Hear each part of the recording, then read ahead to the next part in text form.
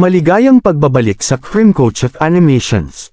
At sa episode na ito, tatalakayin natin ang mga pangunahing konsepto sa kriminolohiya. At of course based pa rin ito sa bagong labas na TOS, mag-follow at mag-subscribe para updated sa susunod na video. Ang pag-unawa sa mga ito ay mahalaga para sa bawat estudyante ng kriminolohiya at para sa ating lahat na nagnanais maintindihan ang ugat ng krimen sa ating lipunan. 1. Krimen, crime. Pinakasimpleng definasyon nito ay, an act or omission punishable by law. Ang krimen ay anumang kilos, act na labag sa batas or hindi pagtupad sa tinakda ng batas or omission, at may parusang itinatakda ng Estado. Ang mga krimen ay maaaring pisikal na pananakit, pagnanakaw, o kahit tulad ng hindi pagbabayad ng buwis. Ang bawat bansa ay may iba't ibang batas na nagtatakda kung ano ang itinuturing na krimen. Halimbawa, ang pagnanakaw ng cellphone sa pampublikong lugar ay isang krimen. Ang bawat bansa ay may iba't ibang batas na nagtatakda kung ano ang itinuturing na krimen, kaya ang isang kilos na krimen sa isang bansa ay maaaring hindi krimen sa iba. 2. Deviance. Ang deviance ay mga kilos o pag-uugali na lumalabag sa mga pamantayan o norms ng isang lipunan, ngunit hindi lahat ng deviance ay itinuturing na krimen. Halimbawa, ang pagdadaye ng buhok ng kulay asol ay maaaring ituring na deviant sa isang konserbatibong komunidad, ngunit hindi ito krimen. Sinasabing, not all deviance is crime, but all crime is deviance, dahil lahat ng crime ay labag sa pamantayan ng isang lipunan. 3. Norms, pamantayan. Ang norms ay ang mga inaasahang kilos at pag-uugali sa isang lipunan.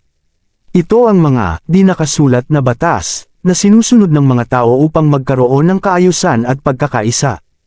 Ang paglabag sa norms ay maaaring magdulot ng social disapproval o stigma. Halimbawa, sa Pilipinas, ang pagmamano sa mga nakatatanda ay isang norm na nagpapakita ng paggalang. 4. Batas, laws, is a rules of conduct, just and obligatory, promulgated by legitimate power, and of common observance and benefits. Ang batas ay ang mga pormal na tuntunin na ipinatutupad ng Estado upang panatilihin ang kaayusan at protektahan ang karapatan ng bawat mamamayan. Ang paglabag sa batas ay may kaakibat na parusa, tulad ng pagkakulong o multa. Halimbawa, ang Anti-Bullying Act ng Pilipinas ay isang batas na naglalayong protektahan ang mga estudyante laban sa bullying sa mga paaralan. 5. Malainse. Evil in itself, evil in nature. Ang malainse ay mga kilos na sa kanilang kalikasan ay mali o masama, tulad ng pagpatay at panggagahasa. Ang mga ito ay karaniwang itinuturing na krimen sa lahat ng kultura dahil ito ay labag sa moralidad.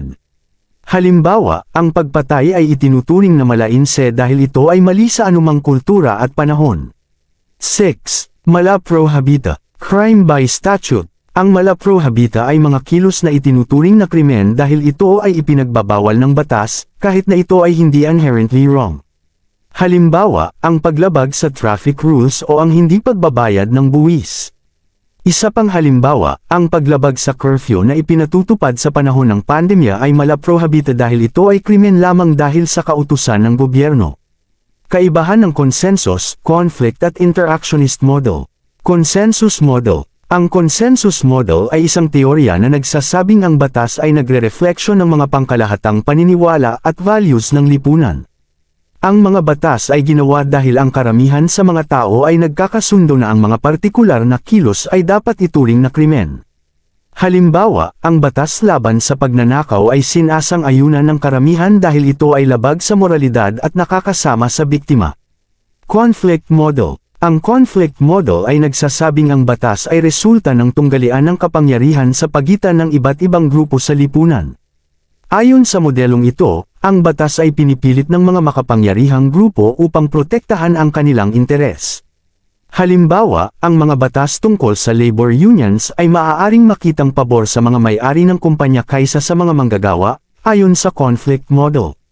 Interactionist model. Ang interactionist model ay tumitingin sa paano nagkakaroon ng krimen sa pamamagitan ng mga interaksyon at interpretasyon ng mga tao. Ayon dito, ang kahulugan ng krimen ay nabubuo sa mga interaksyon ng mga tao sa kanilang kapaligiran at sa kanilang interpretasyon ng mga norms at batas. Halimbawa, ang pagiging labeled na kriminal ng isang tao dahil sa maliit na paglabag, tulad ng shoplifting, ay maaaring magdulot ng mas malalang krimen dahil sa stigma at pagtrato sa kanya ng lipunan.